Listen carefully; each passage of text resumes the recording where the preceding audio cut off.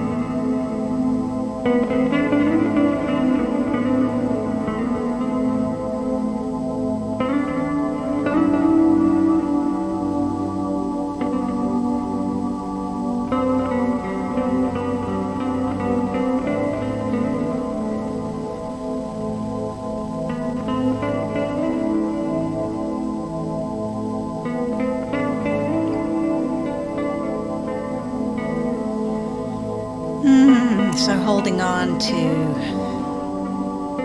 that inner peace, that vision, that quiet energy, whatever came to you during this meditation. Hold on to it knowing that it is always yours whenever you go inside. I just want to thank you for being part of the meditation service, for helping us prepare not only ourselves but the space for what will unfold after this. So get ready for what's next. Get ready to open to your visions, and I'll see you at 10:45.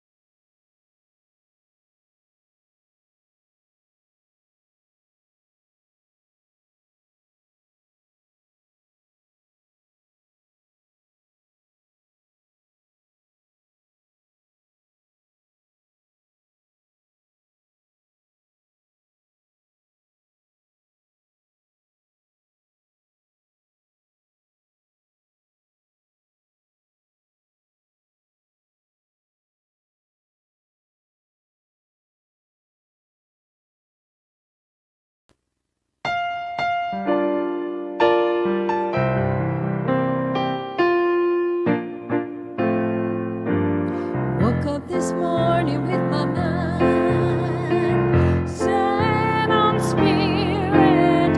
Woke up this morning with my mind set on spirit.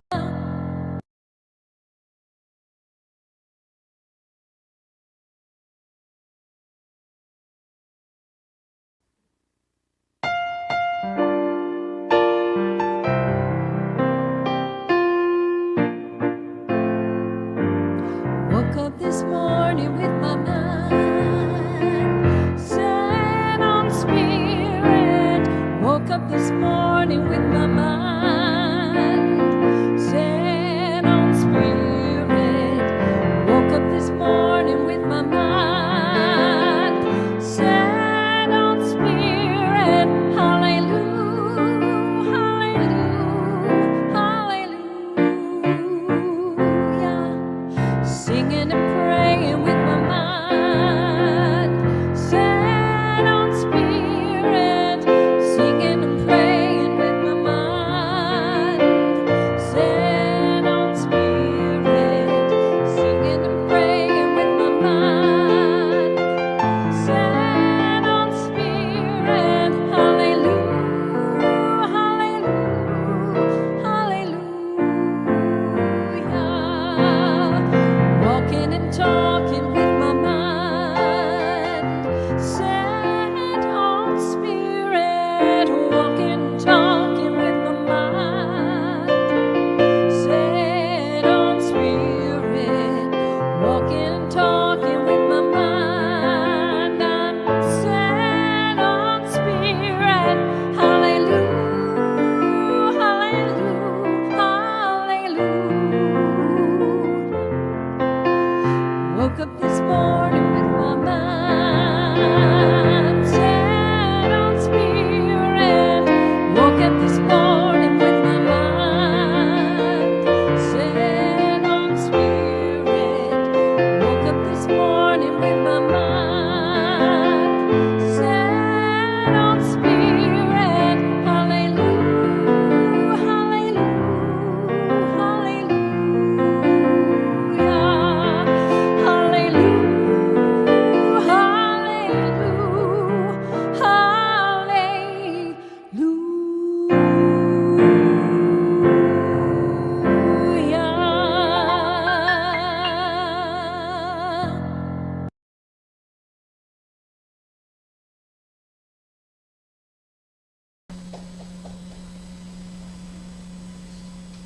Good morning. Good morning, everyone. Welcome to the Triangle Center for Spiritual Living and our celebration service. We're so glad that you have joined us this morning, whether you're here in the room at Sophie's Grill and Bar in Cary, North Carolina, or you are joining us by way of the amazing technology that we have available today. I am grateful that you have decided and chosen to include us in your morning. For those of you who may not know me, my name is Dusty Ripplemeyer. I am and have the privilege of being the senior minister of this amazing community. We are part of a larger organization called Centers for Spiritual Living, and we believe that there is one power and presence, one creative force that has created everything in the world, those things that we can see and those things that we cannot see. And that because we were created in its image and likeness, we too have this creative power, that we create the experiences of our lives by our thoughts and our ideas and the words we speak and the feelings that we feel. And so for some people that might be a little too much responsibility, like, oh no, that's the bad news. But for me, it's the good news, because if I am experiencing something that is less than what I would like to be experiencing, something that I might put in the category of do not like, then I have and am actually the only one who can change that. Through some inner work and some outer changes, I can change the experiences of my life. I can create a world that I actually love to live in. And we are capable of doing that individually in our own lives and collectively on the planet. And so we gather together so that we can support each other on this spiritual path. So again, I'm so grateful that you have decided to join us this morning.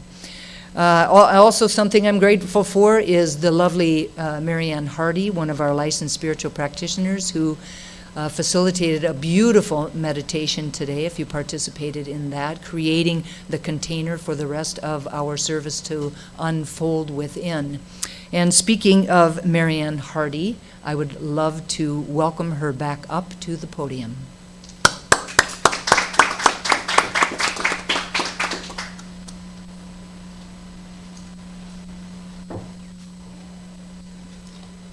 Good morning, good morning, good morning again. All right, our theme for the month of July is Pulled by Vision. Our talk title for today is Free Your Mind, and the rest will follow. I'm now going to read our community's purpose statement, which is our reason for being here.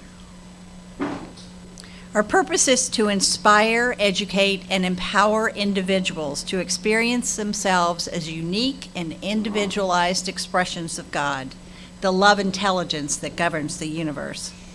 We are committed to not merely a theoretical understanding of our oneness and unity with God, but to consciously practice this truth in our everyday lives. Through celebration, service, study, and fellowship, we are committed to the transformation of our personal lives and to being a powerful and beneficial presence on the planet. With the energy of unconditional love, simply, we are here for God. Our flower dedication, if you all can see these beautiful summer flowers here. Today's flower dedication is from Rev Dusty and is dedicated to the amazing AV team. She says, my gratitude and appreciation goes out to Mark Daly, Heather Abbott, Ava Ladoka for all their work behind the scenes and behind the camera to make us look good and sound good, and for the production of our Sunday celebration service to run smoothly. This team had to grow in skill and wisdom as we grew. So now I would like you to, did I get it all?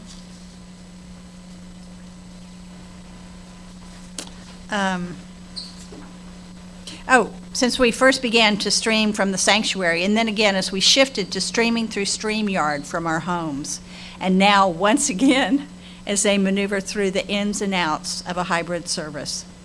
We could never have done what we did over the last year and a half without them and their willingness to go the extra mile. They're truly amazing. Thank you, Mark, Heather, and Ava so very much. I love you madly. Rev Dusty.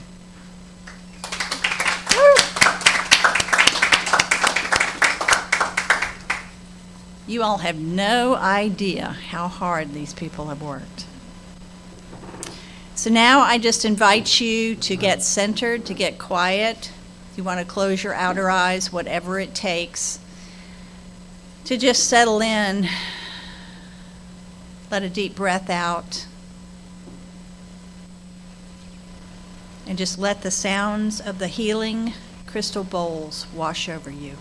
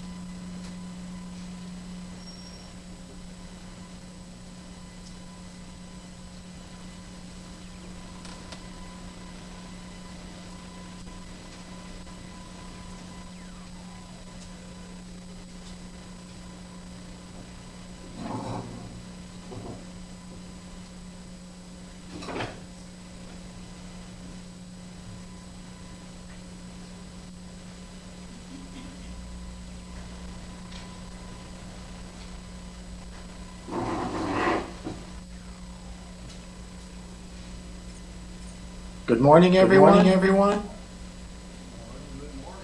My name is Michael Machinsky, Dr. Mike, and I'm a practitioner at the Triangle Center for Spiritual Living, and I will be assisting at this service today. So the Triangle Center for Spiritual Living honors the diversity and threads of truth that run through all spiritual paths, as represented by this ceremony. And please join me in welcoming Susan and Kevin Kaler, who will be assisting with this ceremony.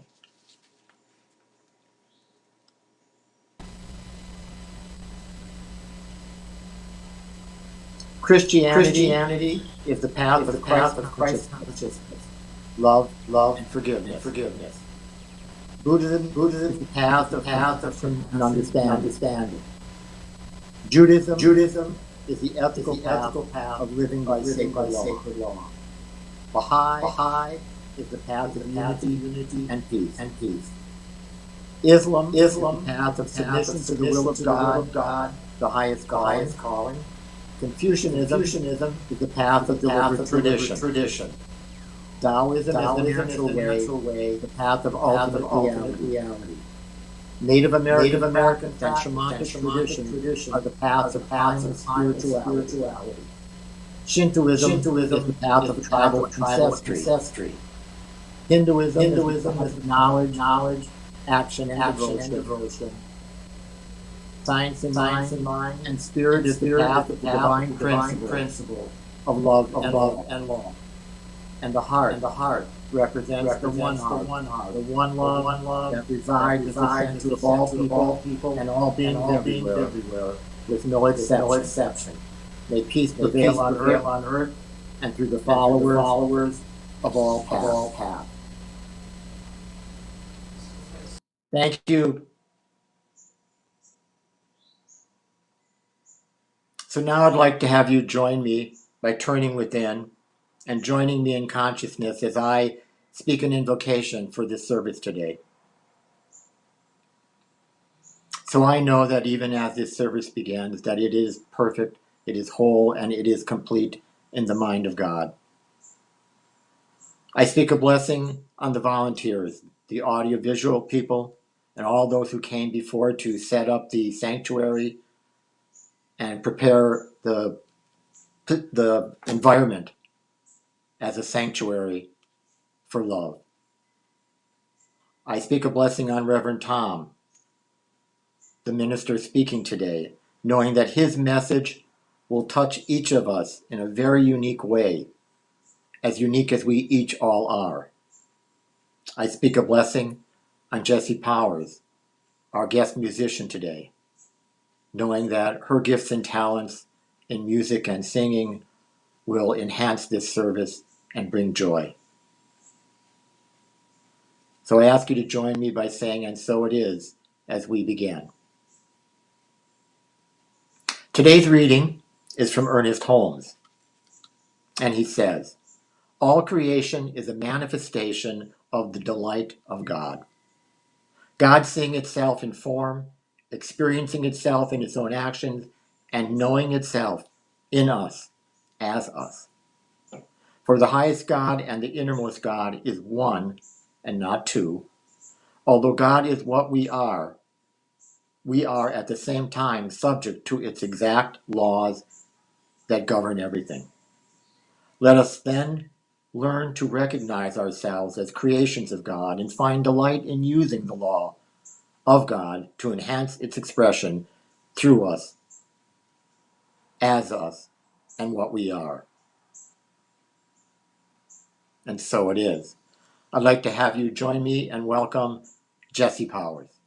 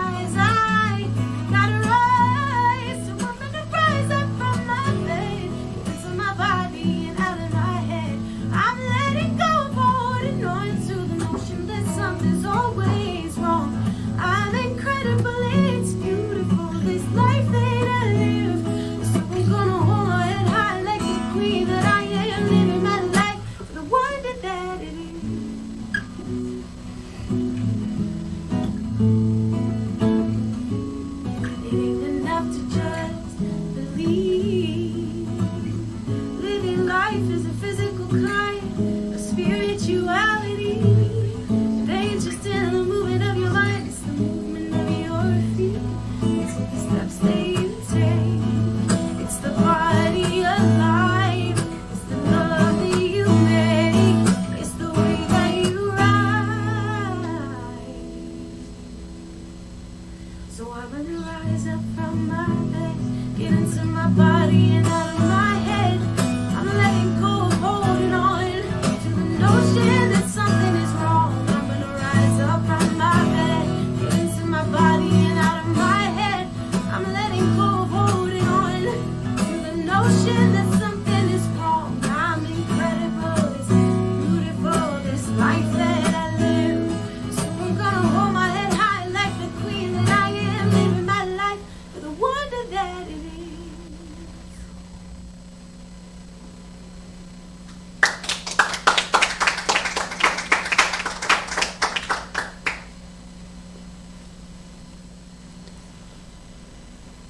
Okay, listen up. Many of you know that I spent my first career, a span of 34 years, in the military. And we started many meetings that way. Group meetings from as small as a 4-person fire team to a 40-person command staff to sometimes a full unit. And what it meant when somebody said, okay, listen up, it meant what came next was very important. Now, it might be something to help you accomplish your mission. Quite often it dealt with safety because most things in the military had with them an element of importance of life or death. Now, we call that kind of opening a hook. Professional speakers call it a hook. Stand-up performers call it a hook. We normally don't use anything quite that directive and startling in our services. We use a softer, gentler hook. And so I thought, well, I'm going to look around and see who has a good hook. And I looked at speakers, I looked at stand-up comedians and everything, and one really resonated with me. And I thought it was perfect, at least for me. And that was the late Joan Rivers. And I don't know if you remember seeing Joan perform, because she was always performing no matter what, but she always started the same way. And it was a very friendly gesture. She kind of leaned towards you and she held her hand out like this, very welcoming. And she said, "Can we talk?" Now, what followed was Joan doing most of the talking, just as what's going to follow today is Tom doing most of the talking. But think about that, how gentle and friendly and welcoming it was, non-confrontational. It was like two friends sitting down having a cup of tea or a cup of coffee and just chatting. So I would like to just talk with you some this morning. And I've got a confession. You know, every year, Home Office sets our theme for the year, and they come up with a theme for each month, and they even give us suggested titles for the talks and some outlines and some quotations and things like that. And when I looked at 2021's themes, I wasn't very enthused, and they didn't resonate with me. In fact, I didn't like them very much at all. And so I had to really work with that. And I had to say, you know, what is this about it? This is a group of very talented people who spent an enormous amount of time generating these, and they just did nothing for me. I felt lukewarm. You know, sort of like the old wet dish rag feeling. And I thought, what is this? And I looked at them, and I know that we teach a lot about the law of cause and effect. So I'm going, you know, this is the effect it's having on me. What am I seeing there that maybe no one else is seeing? And I realized that they weren't all that compatible with my ministry. They're talking about, you know, we talk about in Science of Mind that God is always first cause, the first cause of everything. And the material world, the physical world that we see, is effect. Okay. I thought about that. Does that have something to do with it? Well, in our individualized expressions of God, in the likeness of God, we become the cause in our world. You know, Reverend Dusty talked about that in her introductory remarks. Ernest Holmes talked about it. He says, change your thinking, change your life. It's not, if you change your thinking, it changes my life. If I change my thinking, I change my life. So I become cause in my individualized life. And the physical world I see around me is still the effect. And science of mind also teaches us that we can't change something from the place of effect. We have to go back to the cause, whatever the cause is. And so that was what I was misperceiving or not perceiving very well in the themes. I kept looking at them. I'm going, well, they're all about out there somewhere. Out there in the world around us. And we know there's issues in the world around us. But I thought, no, these have to start in here. I mean, the law of circulation teaches me that whatever I send out is going to come back to me. And it even says in the Bible, when it comes back to me, it's going to come back to me multiplied and magnified. So if what I'm sending out is criticism and discontent, that's what's going to come back to me. And that's what I was sending out with the themes, going, you know, I really don't like these things. Now, my confession is I still don't like them worth a darn, but I see the beauty of them. And we know that the law of circulation is real. It really works. I mean, in our everyday vernacular, what do we say? What goes around comes around. That's the law of circulation. The piece we leave out is, and it's going to get you because it's going to be magnified. So you better send out whatever you're going to send around. You better be sending around something that you want to see even in greater form.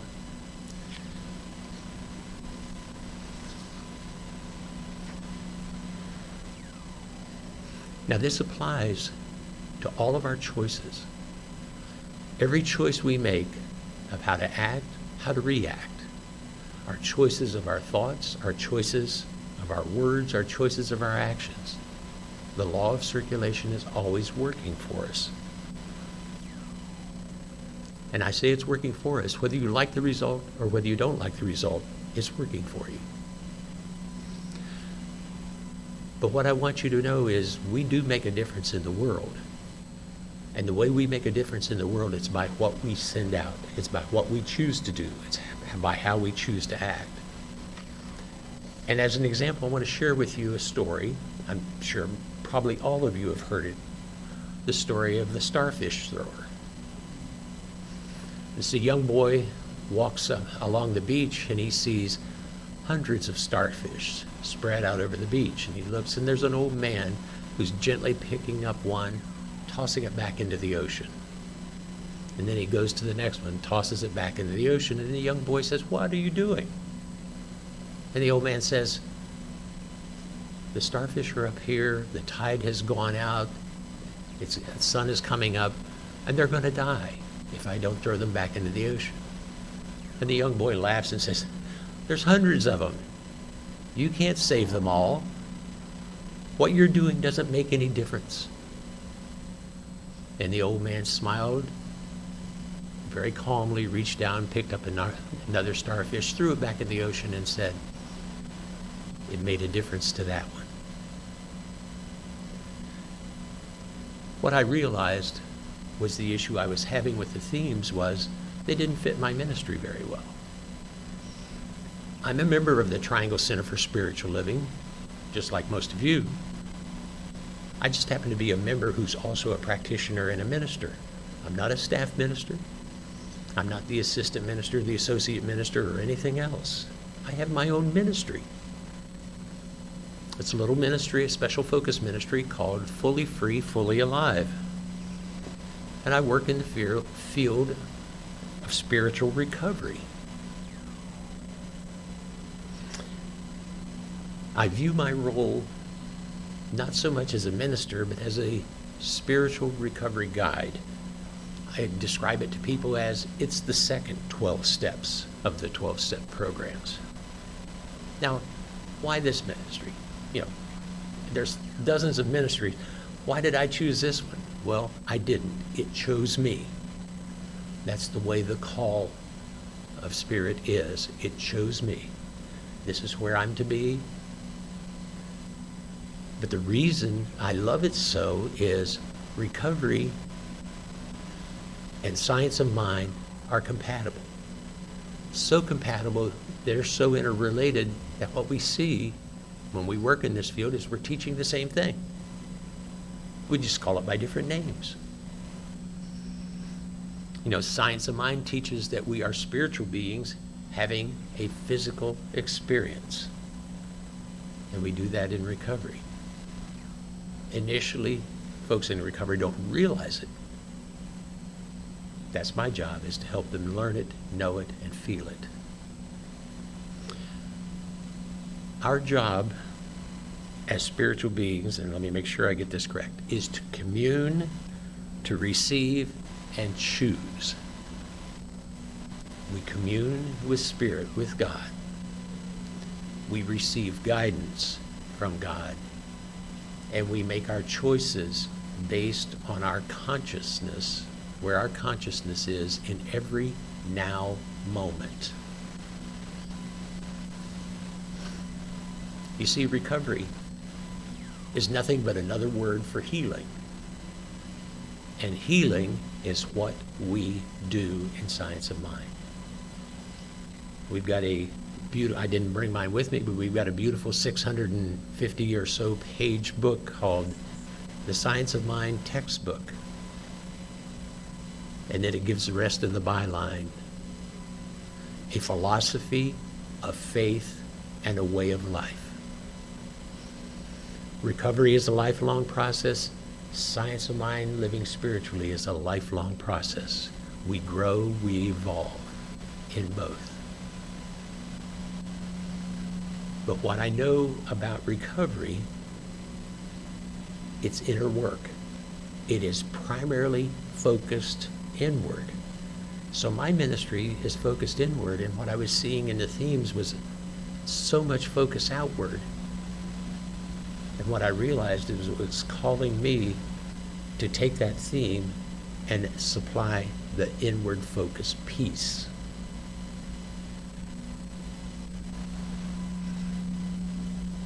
Now, the other thing I like about recovery and Science of Mind is they're both all about self-responsibility. In recovery, we're constantly saying to people in recovery, you are responsible for your own recovery because you make each choice. Well, what do you know? Science of Mind is exactly the same way. We are responsible for our growth in spiritual awareness because we are the ones making each choice. Now, there are lots of other similarities, things like being honest, things like being open, things like being willing to accept new ideas and willing to accept change, because we know change is the only constant in life. We can only be sure that we're going to change. And in Science of Mind, we change as we evolve. As we grow in spiritual awareness, we're changing. And we can't stop that change because we become static and we become less filled and fulfilled. So we continue to grow. And the other thing that we use is gratitude. How to be grateful for the things in our lives, even the most minor things. I'm grateful that I have a bottle of water here because I was really thirsty before I got up here to speak. That nervousness that comes with speaking dries your mouth out. So that was a big help. I'm very grateful for it.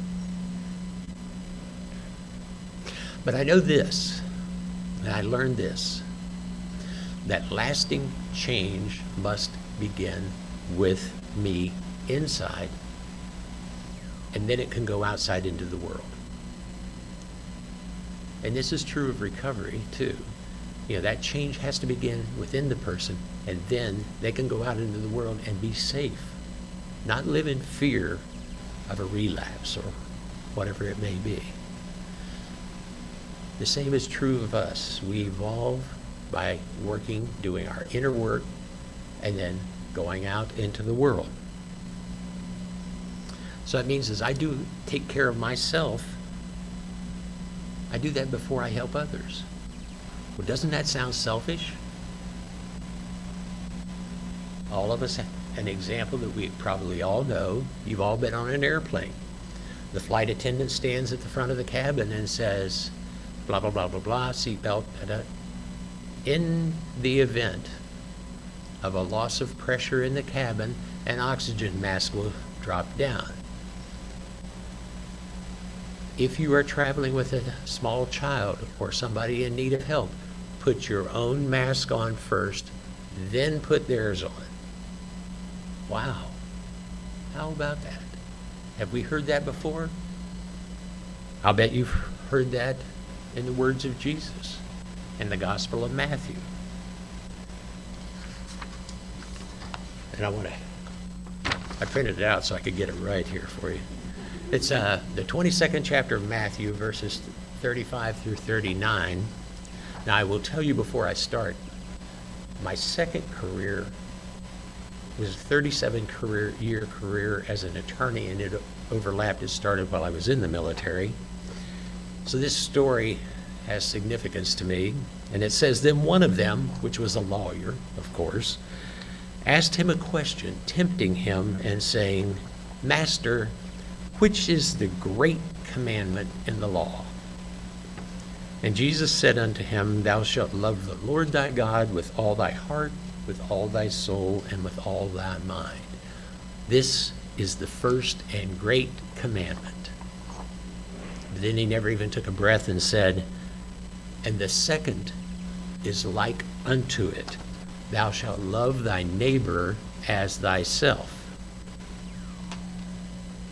Now, we've all seen the bumper stickers. We've all seen the Facebook posts that say, love your neighbor. And then it stops. Why? Why doesn't it have the other part of that? As you love yourself. Where does this whole process start of loving? In here. In here.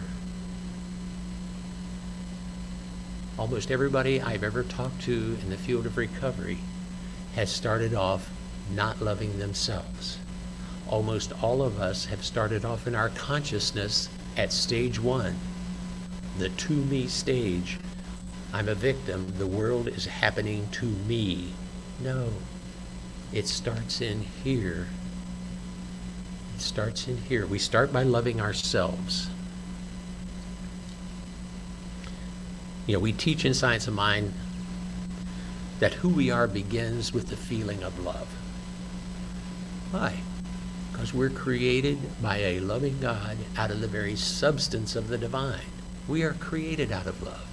And that substance to the divine we know is unconditional love. That's who you are. At your very essence, at the very core of your being, you are unconditional love. Well, if that's the case, why don't we feel it more? Why don't we love ourselves? Ernest Holmes says, love is within us. It can't be destroyed. It can be ignored. To the extent that we abandon love, we will feel it has abandoned us. Denying love is our only problem, and embracing it, our only answer. So why is it so hard to love ourselves? Well, I know why it was for me. I didn't know if anybody ever would love me. I didn't know if anybody ever could love me because I knew every one of my faults. I knew every flaw I had. I knew where every wart was. And I was more concerned about what you thought about me than what I thought about me. And what you end up doing when you think that way is you feel unworthy of love. Now, if you feel unworthy of love, the amount of love that you send out can't even return to you at all. Or actually, what happens is, if you really feel unworthy of love, then what you're doing is you're choosing not to accept love. And so you don't allow it to come to you, even if it's trying to flow to you. Other people can love you, and you just plain don't accept it. Now, most of you likely will agree that we are our own worst critics. And if you watch and listen to self-talk, your own, or you can hear it from others, you don't need to just listen to your own. You'll hear how critical we are to ourselves. Has anybody in here ever called themselves dumb or stupid? Have you ever judged yourself harshly for making a mistake? Oh, that was such a dumb thing. Why am I such a klutz? Cancel that out because I don't believe that, but that's what we say to ourselves. We do that all the time, and we talk to ourselves at about 600 words a minute. Now, I'm trying to talk a little slower. I'm talking at about 175 words a minute. All right. So about 3.5 times faster than that in here. The real earworm you have is not a tune. It's your own voice beating you up like somebody pounding on a drum most of the time. The meaning we supply to things flows out from our sense of self. And our sense of self is nothing more than how we see and how we value the person we are. That's what gets reflected into the world. That's what we send out into the world. So Science of Mind teaches that self-healing must come first. We must change from within so that we can love others and love others fully and freely. Because if we're not loving others fully, if we're not being true to who we really are, we aren't expressing our authentic selves. Our authentic selves is that unconditional love. We're not expressing that, and what happens? We lose credibility. We've all spoken to people that we know are just words, right? Ralph Waldo Emerson said, "What you're doing speaks so loudly, I can't hear what you're saying." So our words cease to have meaning. So what I want you to consider doing is this. I'm going to give you 2 exercises. If you're struggling at all with loving yourself, and even if you're not willing to admit it here, I bet you are on some level. So I'm going to give you 2 exercises. They're not very long. I want you to do them every morning. We talked last week about commitment, so I want you to commit to doing these for 30 days, all right? Every morning. The first one is I want you to go into a bathroom. And the reason I say the bathroom is the bathroom mirrors generally have about 28% magnification. So when you look at yourself in the mirror, you're a little bigger. Hopefully you think you're a little prettier. But if you don't think you're prettier, look in that mirror. If you want to point, that's fine. If you want to just look dead in the eyes. And I want you to say, for 1 minute, just 1 minute, I love myself. I love myself. And really mean it. Be sincere. I love myself. If you have a hard time loving yourself, start with the simple first steps, the baby steps. I like myself. 1 minute. Do that every morning. Now, you can do it as many times as you want during the day. I just want you to commit to doing it at least 1 minute in the morning. The second exercise, then, is I want you to take a moment and name 10 things that you're grateful for about yourself or about your life. Now, I know the reaction of some people I talk to is, my life is so screwed up, there's nothing to be grateful for. Yes, there is. I'm grateful that I woke up this morning. I'm grateful that I have a new day in which to be a place of divine, unconditional love. I'm grateful for the breakfast that I had. I'm grateful for the way that food nourishes my body. I'm grateful for the way that I have a nice person to share my life with. I'm grateful for the kids I have. I'm grateful for the safety that I encountered coming here this morning. I'm grateful for the time to be with friends. I'm grateful for the opportunity to speak to you. I didn't even count, and I don't know how many that is, but it's got to be getting close to 10. I'm grateful for the bottle of water. I already told you that.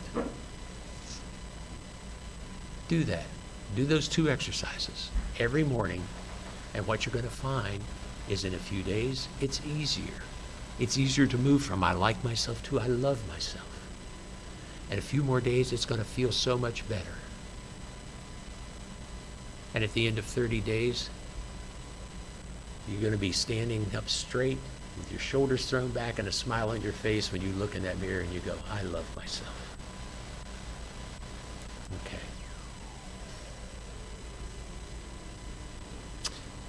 Now, in the little synopsis of the talk that was on the newsletter, if you bothered to read the newsletter, it said what we're going to do is sort of kick it up a notch today. You know, when I want you to remember we're always at choice. And last week, we talked about commitment. And commitment is a state or quality of being dedicated to a cause or an activity. And I thought a lot about that over the course of this week and added this to my talk today. I thought, you know, what about a commitment? What does that mean to me? Well, I can commit to any number of things. And I have also the right to change my mind about a commitment. And I thought, well, is that a good thing then to say that I'm going to commit to something? And then maybe I don't feel like it today, so I won't do it. How many of us have ever committed to losing 10 pounds? I don't even bother with that one anymore. But I thought, you know, as I was thinking about the way we express love to ourselves in our self-talk, I thought, you know, self-awareness is the foundation of conscious choice. We can't make a choice without being aware because our choices come from that awareness. So I thought, well, rather than criticizing ourselves and criticizing others for their choices, how about if we choose to treat ourselves and treat others with kindness and gentleness, with patience and understanding, with courtesy. That's an old-fashioned word, courtesy and consideration, with care and compassion. You see, I run into a lot of people that say, I don't want to be kind to this person because they don't deserve it. They're blah, blah, blah, blah, blah. Well, you know what? Unconditional kindness is not a declaration of who deserves it. It's not. It's a declaration of who you are. That person who's screaming something that you just so totally disagree with, you can still be kind to them because you are kind. They may be spewing hate, and you can still be kind. So I'm going back to my commitment. I thought, well, what from my background has happened before that took it up a notch, that kind of kicked it up a notch? And I remembered when I became an officer of Marines, when I became an attorney and officer of the court, each time I entered that office, each time I got promoted or as an attorney, each court that I became a member of, a right to practice before, I had to take an oath. Now, an oath is a solemn promise regarding one's future actions or behavior. So it's a little more serious than a commitment. The oath I took when I entered the military was, I, Thomas James Pitman, do solemnly swear that I will support and defend the Constitution of the United States against all enemies, foreign and domestic, that I will bear true faith and allegiance to the same, that I take this obligation freely, without any mental reservation or purpose of evasion, and that I will well and faithfully discharge the duties of the office to which I'm appointed, so help me God. And the thing about an oath is, when I took that in court, as long as I stayed a member of that court, as long as I enjoyed the right to practice before that council, that tribunal, that oath bound me. And the same thing was true in the military. That oath bound me as long as I carried the commission as an officer of Marines. And of course, most of you have heard there's no such thing as an ex-Marine. We're all former Marines. So once a Marine, you're always a Marine. It still binds me. That's why I chose that one to read to you. But that's how long an oath lasts. But can we kick it up another notch? Well, how about all the way up to a vow? Now, I took a vow with my spouse. It was a vow before God and others. Many of you have taken the same vow. We call them marriage vows, but think about it. They're intended to last for a lifetime, maybe even for eternity. So a vow is very, very serious. A vow is very, very binding. It's not unbreakable, as we know, or we wouldn't have a fairly high divorce rate.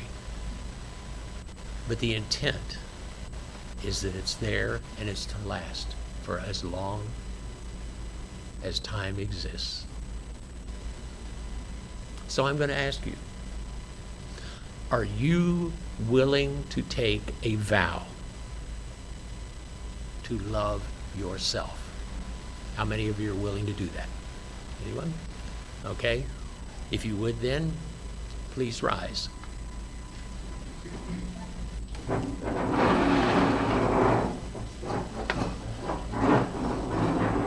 Raise your right hand and repeat after me. I say your name. Solemnly swear to love myself. Solemnly swear to love myself. And treat myself kindly and gently. And treat myself kindly and gently. Patiently and understandingly. Patiently and understandingly. Courteously and considerately. Courteously and considerately. And caringly and compassionately. And caringly and compassionately. And so it is. You may lower your hands and be seated.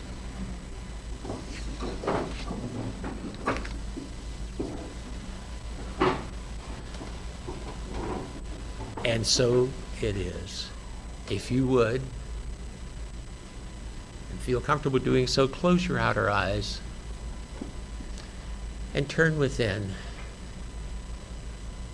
As I speak a word of affirmative prayer for each one of us individually and everyone on the broadcast and everyone who looks at the recording collectively. And this is what I know. I know that there is only one source of all that is. There's only one first cause, one eternal cause of all creation. And I know that source, I know that eternal cause is God, the divine presence and spirit of the universe. And I know that God is all there is for everything that was created. It was created from the very substance of the divine. And I know that substance to be the infinite array of love energy vibrating at the level of unconditional love. And that is the substance from whom I was created. It's the substance from which all creation was created. Every person, every plant, every flower, every rock, every tree, everything in creation, known and unknown, was created out of the substance of unconditional love. And I'm in awe as I recognize and realize my oneness with spirit and my oneness with every person, with everything in creation. For we are all the same. We are all one. And I know that in each moment, I'm always at choice.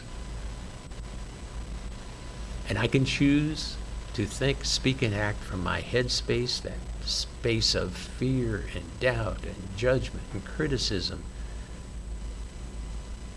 or I can choose to think and act and speak from my heart space, that place of love and joy and peace and beauty and happiness, that place of good.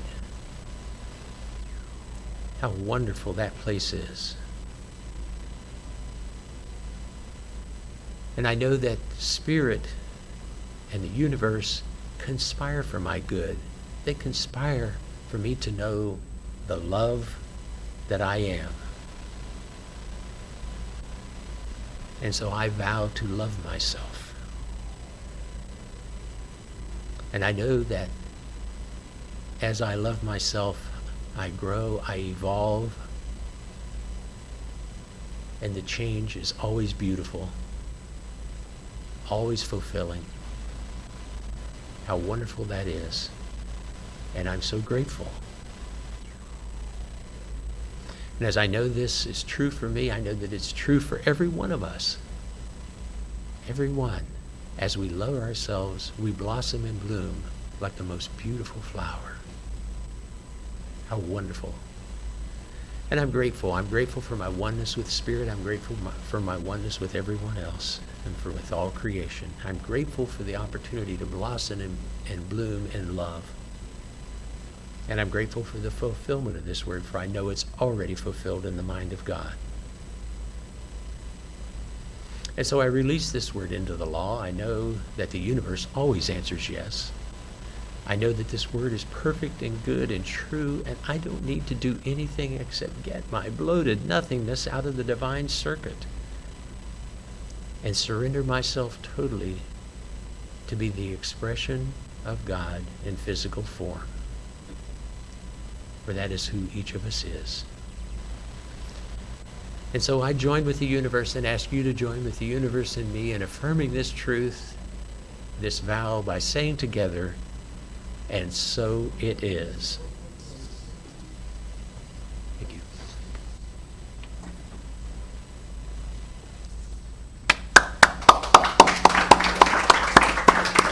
Thank you so very much, Reverend Tom. Beautiful message, beautiful reminder, beautiful invitation to take this vow and really commit to loving ourselves, knowing that it truly is one way that we can really change the world from the inside out. So thank you so very much, Tom. Beautiful.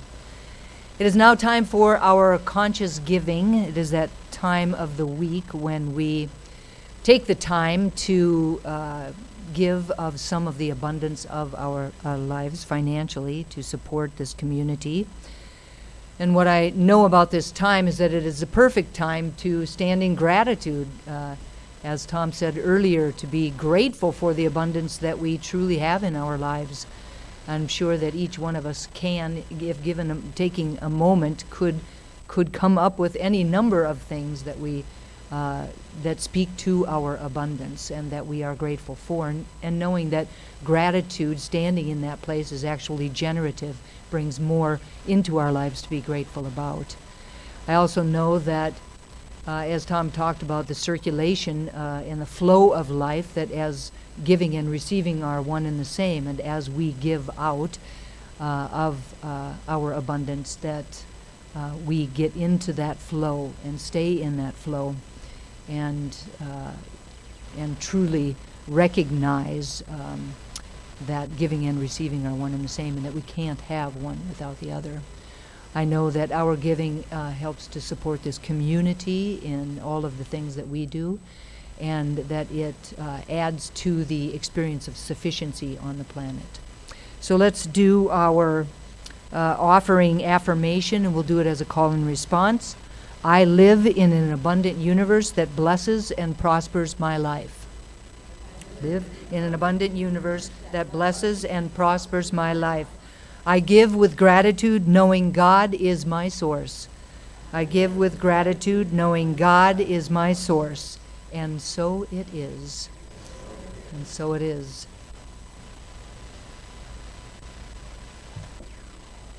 Thank you again so very much for your generosity, or the giving of your time, talent, and treasure. We could not really survive as a community without it, so thank you so very, very much. It is now my pleasure And I believe we now have everything ready to go. The lovely, not only hearing her, but actually seeing her, the lovely and talented Jess Powers.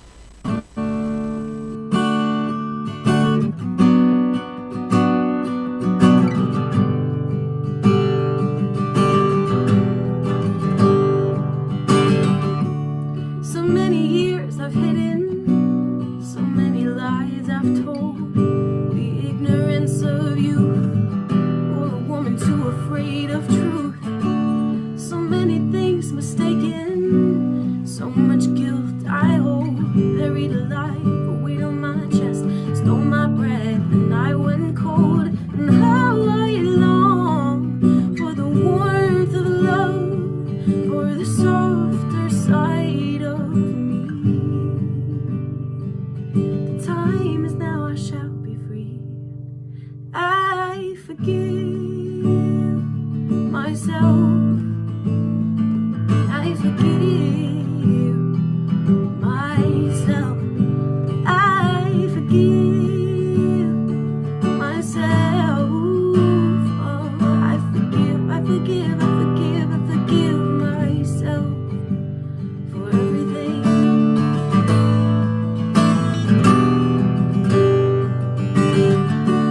Expectations shattered, promises unkept. So many times I swore I'd change. Years go by and I'm still the same. And how I long for tenderness and grace at my own hands. I am the one, I understand. I forgive myself. I forgive myself. I forgive myself. I forgive, I forgive, I forgive, I forgive myself for everything. Yeah, yeah. Oh, yeah. Yes, the faith I had in myself turned to confusion. It's such a slow erosion. Seeing that open trust with just another couple illusions.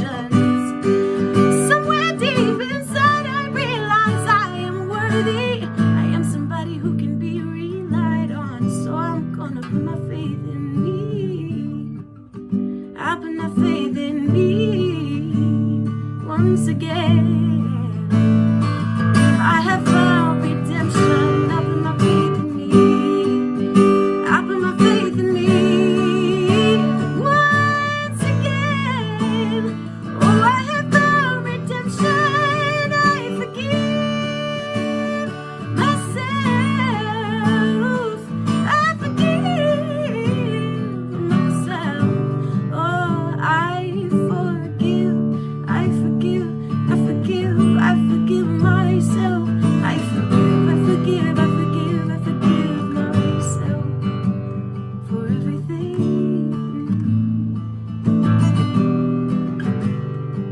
I forgive. Forgive. I forgive. I forgive myself.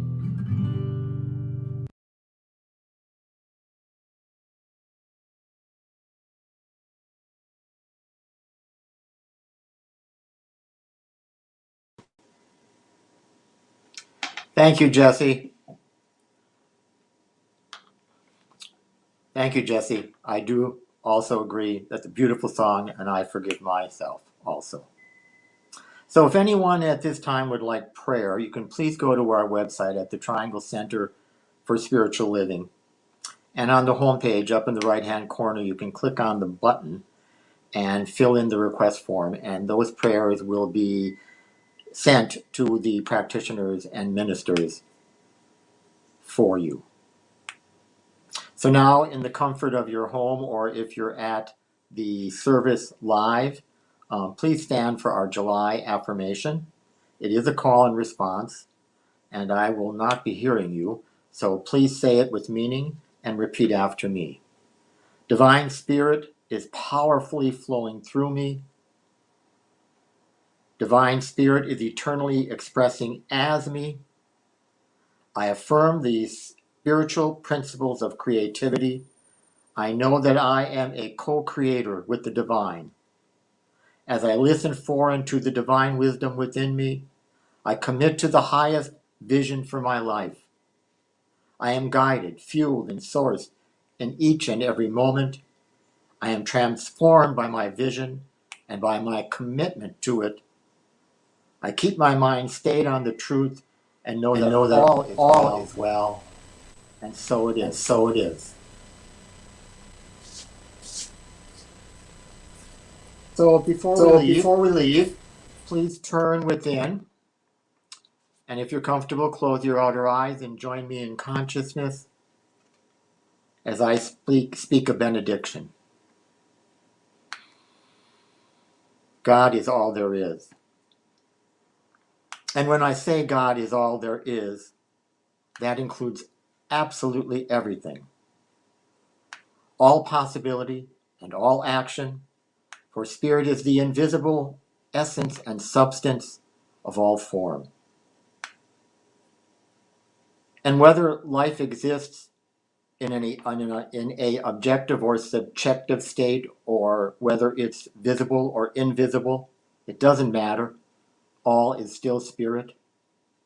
And that Spirit or intelligence, plus what it does do, makes up the entire universe.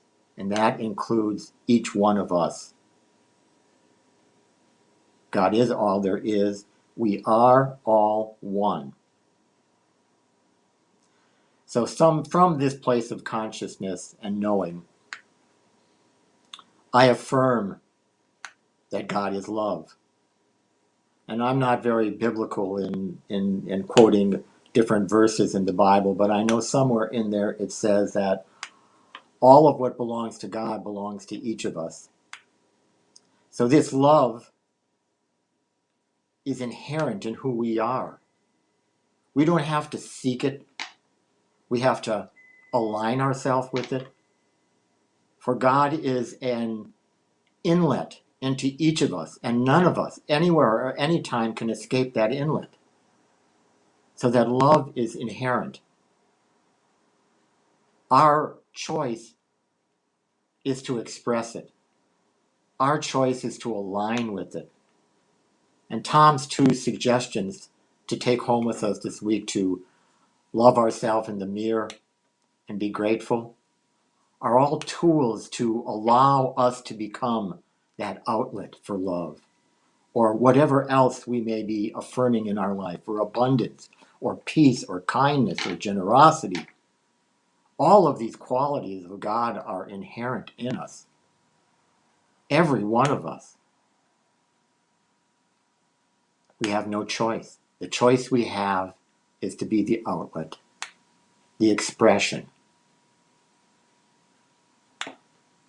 And I encourage you to appreciate your spiritual universe that you live in, the spiritual being that you are in it, and align with that.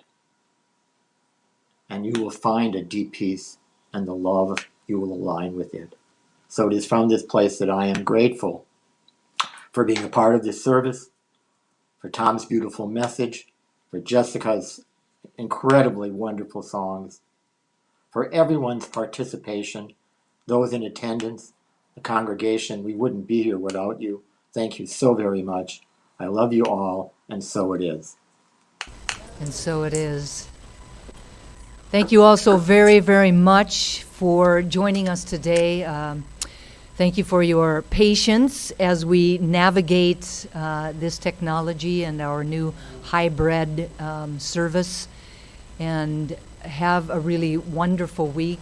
And like Mike said, I love you all. Take care.